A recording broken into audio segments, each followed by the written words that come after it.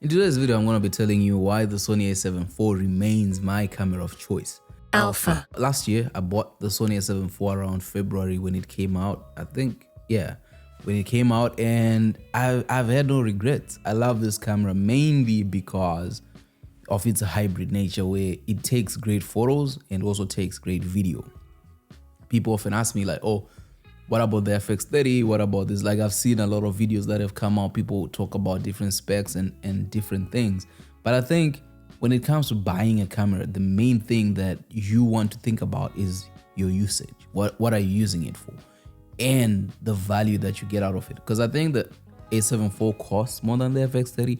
With an FX30, you're getting an APS-C sensor, which is good, and I think one of the biggest benefits you get from it is the lenses. The lenses are more affordable than full frame lenses. You know, like if there's anything I regret about the two cameras that I own is how much I have to pay for my lenses. But the thing that then happens is when you have a camera like the A7IV, when you buy a camera like the FX3, FS6, or any of those, your lenses move throughout different all those cameras. You know, it's the same lens type.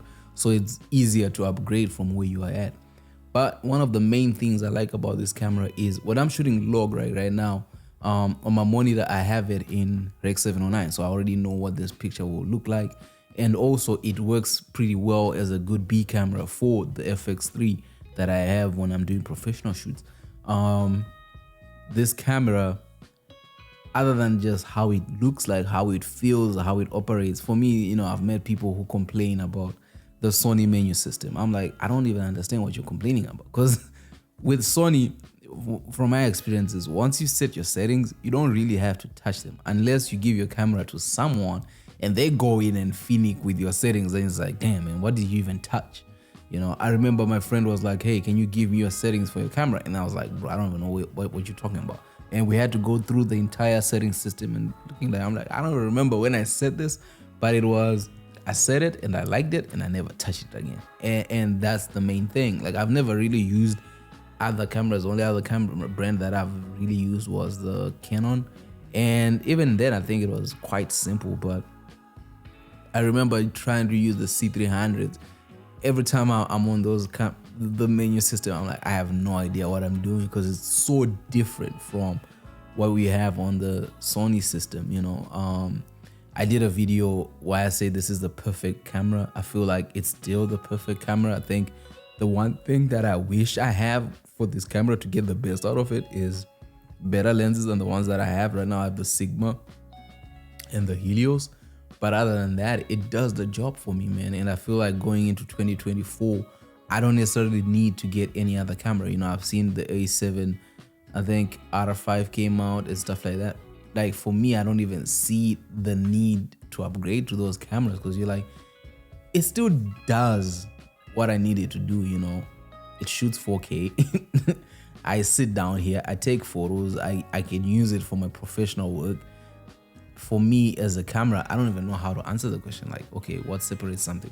But I guess like when you start to look at the new, is it the A1 camera that came out that has global shutter, then you're like, huh, maybe, but also you're like, do I really need it? You know, am I bad? Like, is my work, does it improve my work that drastically? You know, that's one thing that I've learned with a lot of this video YouTubers make, where they're like, oh yeah, I'm moving to the Red Komodo X, I'm doing this. I'm like, all right, listen, wait a minute.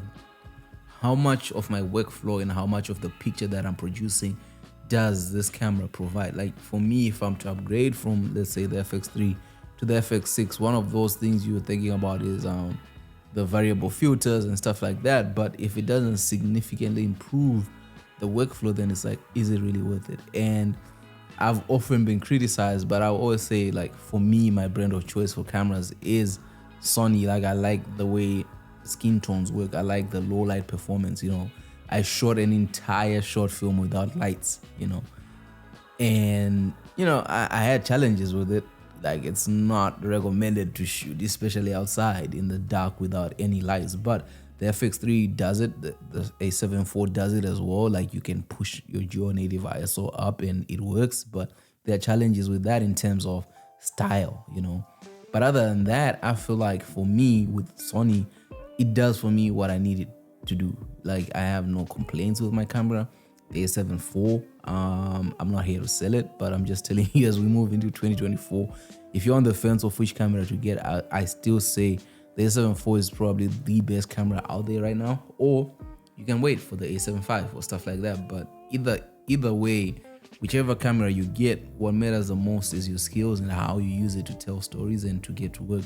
Because you don't want to buy these expensive things and have them just sitting in your house doing nothing, like gathering dust, you know. But I think at this point in time, the question, which camera should I get, or it's an excuse. The focus really should be, I think, pick a brand. If you like Blackmagic, get Blackmagic. If you like Panasonic, for whatever reason, if your favorite creator is the camera that they use, whatever reason, you tell yourself it's your money that you get to spend at the end of the day and get to creating. I think that is the most important thing, you know. Once you start understanding how light works, once you start understanding how different lenses give you different characteristics, you know. I listened to one guy who said it's not necessarily about the equipment, it's about you, the creator, and knowing what you want to create and using the tools that are available to you to do that. And at some point, it means choosing between different camera brands. Then it's about looking at, okay, what texture does this camera brand give me, and do I like it? You know, if you talk to me, I'll always tell you, get the A7 IV. If money is an issue, if it's not, get the FX3. If it's not, get the FX6. If it's not, hey, go for the Venus or the Burano. You know what I mean? It's your money. But the only camera brand that I would switch to is the Arri Alexa, man. Those guys,